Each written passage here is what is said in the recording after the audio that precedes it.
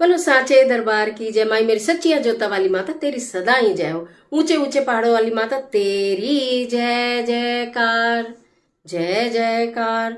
महामाई के पावन नवरात्रे कब से इंतजार था। चैत्र माह के नवरात्रे आएंगे, चैत्र माह के नवरात्रे आएंगे। तो महामाई के नवरात्रे आने वाले हैं 9 अप्रैल से लेकर दिन 17 अप्रैल तक रहेंगे और पूरे नवरात्रे हैं। 30 वर्ष बाद शुभ संयोग में ये नवरात्रे आ रहे हैं। इतना शुभ संयोग है कि मैं आपको क्या ही बोलूं। रेवती नक्षत्र है, स्वार सिद्ध योग है। इसमें हम कलश स्थापना कैसे करें मैं वीडियो पूरी दूंगी आपको। मैंने आपसे बोला है कि मेरे चैनल पर नजर रखिएगा, चैनल पर मेरे साथ बने रहिएगा। एक से एक अद्भुत अनोखी पूजा की विधि, पूजा के दौरान किए जाने वाले उपाय, मनोकामना पूर्ति के उपाय, विवाह के उपाय, धन प्राप्ति के उपाय, सर्व कामना सिद्धि के उपाय, घर में सुख शांति के उपाय, प्रेम बढ़ाने के उपाय, यानी कि बहुत सारी चीजें केवल आप उन पूजा सामग्री से ही जो आप प्रतिदिन पूजा करती हैं किस प्रकार करेंगे। कलश स्थापना की एक स्पेशल वीडियो आपके लिए बनाकर दूंगी कि क्या हमें कलश स्थापना में डालना है और क्या हमें कलश के नीचे चुपचाप रख देना और बाद में उसका क्या करना है। पारण की भी विधि बताऊंगी, यानी कि मेरे साथ चैनल पर बने रहिएगा। ये 10 दिन बहुत अद्भुत है, बहुत चमत्कारी है और बहुत कीमती भी। तो माँ के आगमन की तैयारी आपने कर ली होगी। एक वीडियो मैंने बताया था आपको कि कुछ खास चीजें आपको माँ के आगमन के लिए तैयारी के लिए कुछ खास चीजें जरूर लेकर आ जानी चाहिए। वो वीडियो आपने देखी होगी। तो अब हम बात करते हैं, एक क्वेश्चन मन में आता है कि हम पूरे 9 के 9 नवरात्रे व्रत रखते हैं और फिर हम कन्या पूजन करते हैं, यानी कि 9 नवरात्रों के बाद कन्या पूजन करते हैं। क्या ऐसा हो सकता है कि हम प्रतिदिन कन्या पूजन करें? जरूर हो सकता है और इसके अद्भुत परिणाम मिलेंगे। आप हर दिन कन्या पूजन करें, आपने पूरे व्रत रखे हो तो भी और नहीं रखे हो तो भी। आपके घर में घट स्थापना होती हो, अखंड ज्योति जलती हो, कुछ भी होता हो या नहीं होता, लेकिन आपने अपने मन से महामाई को बुलाया और आपने मन से अपने महामाई के व्रत रखे हैं पावन नवरात्रों के, या नहीं रखे और आपने माता रानी को बिठाया है। अलग से नहीं बिठाया तो घर के मंदिर में तो माता रानी विराजमान है, ये उनके पावन दिन है नवरात्रों के।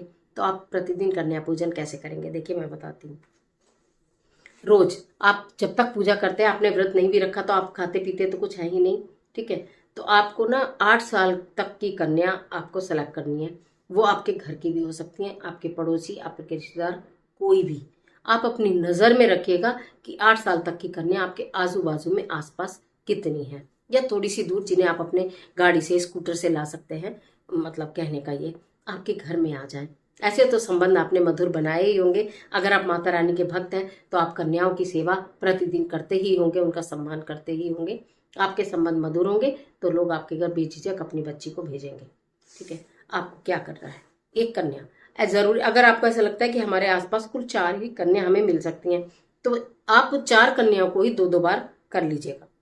5 मिले 5 को कर लीजिएगा। 2 ही कन्या मिले तो आप दोनों कन्याओं को कर लीजिएगा। आधे दिनों से, आधे दिनों से, एक दिन से, एक दिन से, एक दिन से, एक दिन से।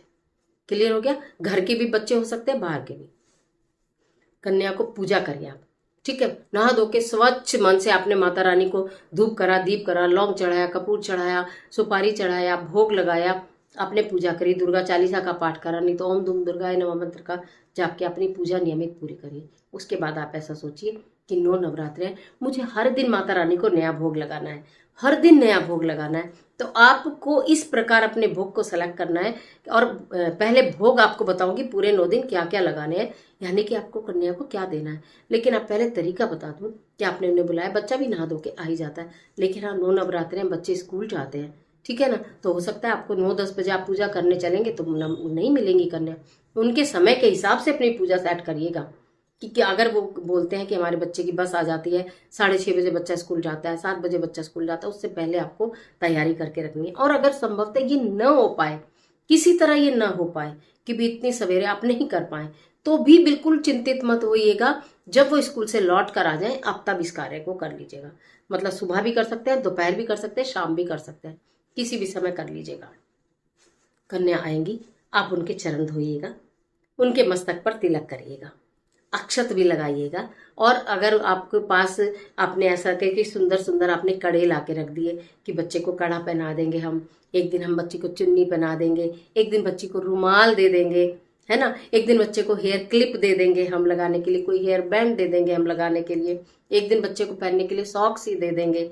समझ रहे हो ना आप भाव, मतलब मैं जितने भाव से बता रही हूँ उतने भाव से अगर आप करोगे तो पूरे 9 दिन का कन्या पूजन एक आपके लिए ऐसी चीज हो जाएगी जो आपने कभी अपने जीवन में की नहीं है। और इसके परिणाम भी ऐसे होंगे जो जीवन में आज तक आपको मिले ही नहीं है। ये किसी को भी नहीं मालूम है जो मैं आपको बता रही हूँ, और कोई करता भी नहीं होगा। चाहे आप वैसे पूछ के देख लेना कि आप क्या करते हो, तो कोई नहीं बोलेगा हम ऐसा करते हैं, लेकिन आप ऐसा करोगे तो आप इस कार्य को जरूर करिएगा। तो आपने ये करा, भाव के साथ कुछ भी बच्चों के लिए लाकर आप रख लीजिएगा कि आपको लगे कि मुझे हर दिन बच्चे को देनी है। बच्चे रिपीट भी होंगे, क्योंकि ज़्यादा कन्या नहीं होंगी तो रिपीट भी हो सकती है। ठीक है, तो आप उनके चरण धो लीजिएगा, तिलक कर दीजिएगा, उन्हें कुछ भी जो आपने लाए हैं पहनाने के लिए पहना दीजिएगा। शुरुआत करिएगा मीठे पान से। एक मीठा पान बनवा कर लाइएगा जिसमें चूना मत लगवाइएगा।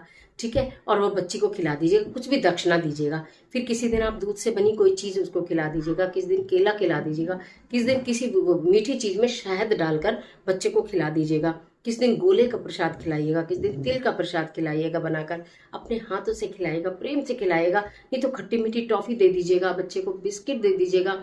संभवतः घर में बनी हुई चीज़ें खिलाएं तो अति उत्तम रहेगा।